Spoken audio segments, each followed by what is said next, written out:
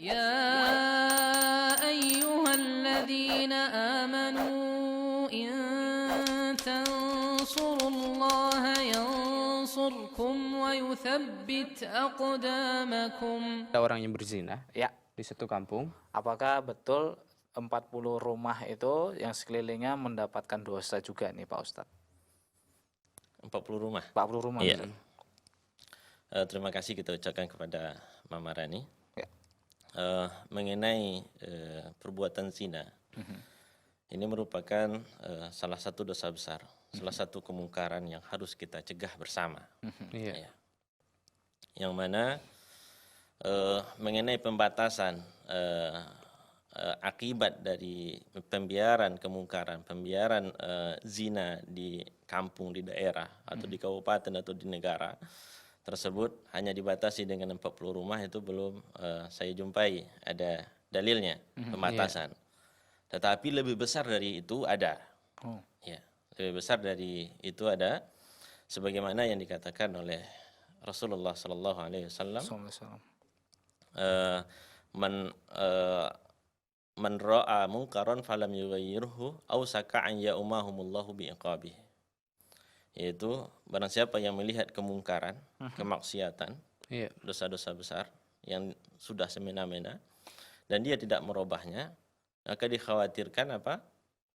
Dikhawatirkan Allah akan menurunkan iqabnya. Aw saka'an ya'umahumullahu bi'iqabih.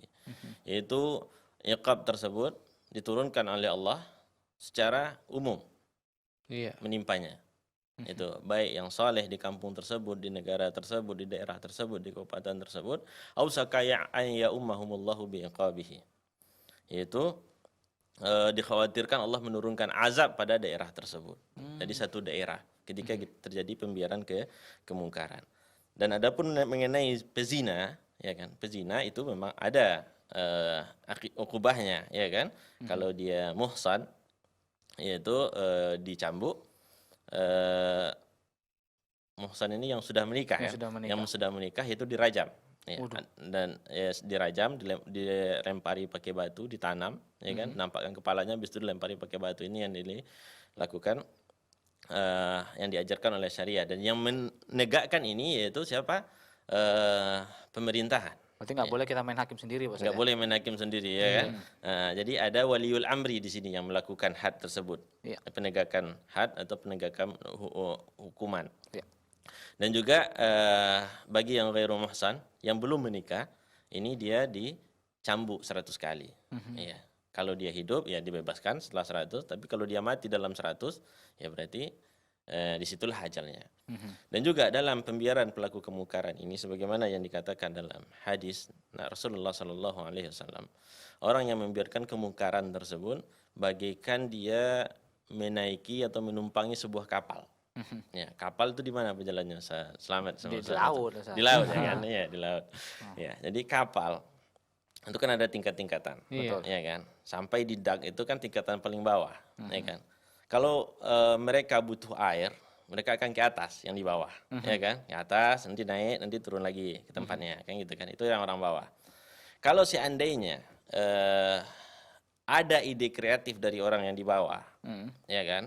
Ngapain aku capek-capek ke atas ngambil air? Sedangkan di bawah banyak air ini, ku bolongnya aja kapal ini, gitu kan? Di laut Jadi air semua gitu ya. air tersebut langsung dapat gitu. Itu dikatakan dalam sebuah hadis. Dan ketika yang di atas enggak melarang yang di bawah, tenggelamlah semua yang di kapal tersebut. Karamlah kapal tadi karena sudah bocor. Iya. Bagaimana dia akan bisa berlayar sedangkan ada kebocoran di kapal tersebut? Begitu juga lah dalam pembiaran kemaksiatan di muka bumi Allah ini. Ya. Ketika kita biarkan, kita khawatirkan penduduk bumi ini, ya, penduduk bumi ini mendapatkan bencana gara-gara perlakuan beberapa orang. Karena gara-gara perlakuan segelintir orang, semua mendapat akibatnya. Karena adanya pembiaran. Baik pembiaran daripada penguasa, baik pembiaran daripada yang memegang kebijakan, baik pembiaran pada orang yang mampu untuk melarangnya tapi tidak dilarang, maka semua akan mendapat akibatnya.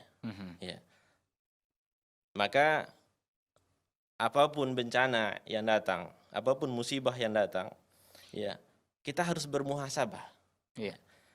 Mungkin karena kemaksiatan yang sudah banyak di muka bumi ini, maka Allah menurunkan ujiannya. Ya, seperti corona, ya kan, menyebarnya virus corona. Bukan Indonesia saja, tapi lebih 100 negara yang Terkena. kena efeknya.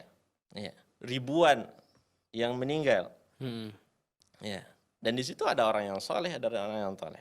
Ya kan? Ada orang yang soleh dan ada pada pelaku maksiat di situ. Iya. Ya. Yang mana ujian bagi orang yang soleh, bagi orang ujian bagi orang yang baik, ya. Cobaan atau teguran bagi orang yang melakukan kesalahan, Ya. dan mungkin juga azab bagi orang yang mendurhakai Allah dan Rasulnya. Iya. Ya, mungkin itu Mama Rani. Wallahu taala alam.